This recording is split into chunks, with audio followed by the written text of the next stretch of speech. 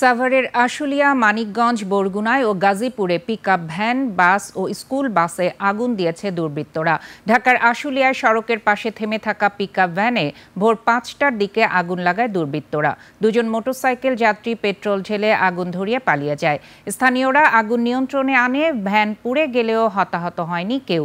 এদিকে মানিকগঞ্জের শিবালয়ে থেমে থাকা একটি স্কুল বাসে গতরাত ১:৩০টার দিকে আগুন দেয়া হয়। সে সময় ভেতরে থাকা ঘুমন্ত চালক গুরুতর দগ্ধ হন। তাকে জাতীয় বার্ন ইনস্টিটিউটে আনা হয়েছে। অপরদিকে বরগুনার আমতলী ফেরিঘাটের পাশে পার্কিং করা যাত্রীবিহীন একটি বাসেও আগুন দেয় দুর্বৃত্তরা। এ ঘটনায় নিষিদ্ধ ছাত্রলীগ ও যুবলীগের ৫ সদস্যকে গ্রেপ্তার করেছে পুলিশ। মধ্যরাতে গাজীপুরের কালিয়াকৈরেও দাঁড়ানো একটি বাসে আগুন দিয়েছে দুর্বৃত্তরা। এ সময় স্থানীয়রা চেষ্টা করে দ্রুত আগুন নিভিয়ে ফেলেন। বাসটির সিট ও ইঞ্জিন পুড়ে গেছে।